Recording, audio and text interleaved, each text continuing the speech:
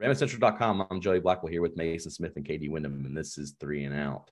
On Tuesday, Alabama basketball released its 2022 to 2023 schedule. We've gotten the SEC schedule previously, but now we have all of their non-conference opponents, and it looks like it's going to be a pretty tough year. They obviously have to play the Phil Knight Invitational, where they'll open against Michigan State before playing UConn or Oregon, and then another TBD game, as well as a really tough 3-game stretch between at Houston, Memphis, and then versus Gonzaga in the CM Newton Classic in Birmingham.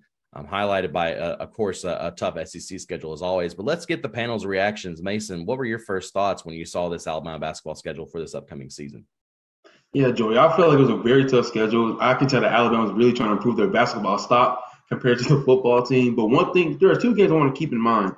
Number one is definitely that Arkansas game. Arkansas is a very tough opponent. And individually, they're trying to crank out a lot of NBA talent. I do have Nick Smith, who's ranked third in the SI NBA Draft 2023 Big Board. So I'm really curious to see how he does.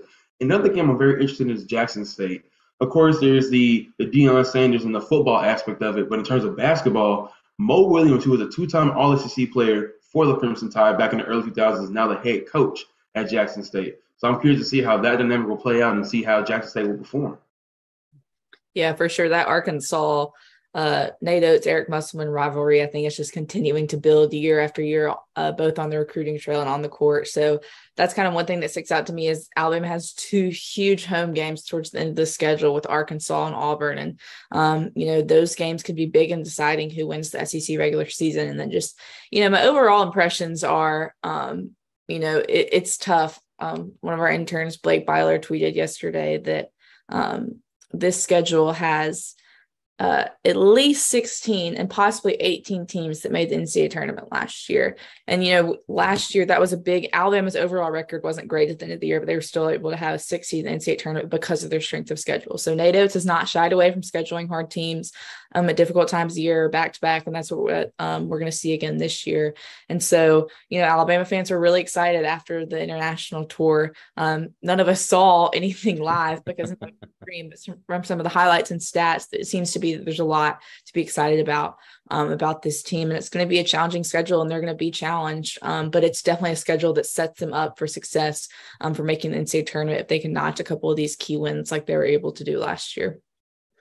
Yeah, a couple of takeaways from me, obviously, is what I mentioned at the top, talking about the tough 3-game stretch. But we saw Alabama have Houston and Gonzaga back-to-back last year. They were able to win both those games, but then they traveled to Memphis where they got absolutely destroyed by the Tigers. So playing them back-to-back this year, the way they have it structured now should help them out. Yes, they have to play at Memphis, but then they will have to I'm sorry, I'm trying to look at the order here. They'll have to play at Houston, then host Memphis, which that should help them out because it was a tough environment last year. And then the Gonzaga game is going to play at a neutral site here in Birmingham. So obviously you got to think the crowd will lean in the Crimson Tide's favor there. Alabama has not had success in Birmingham, so they have not.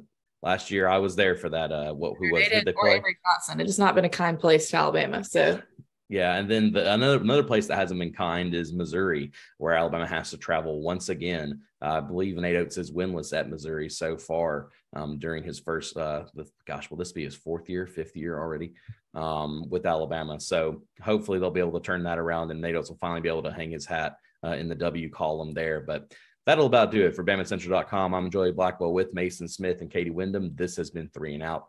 Thank you so much for watching.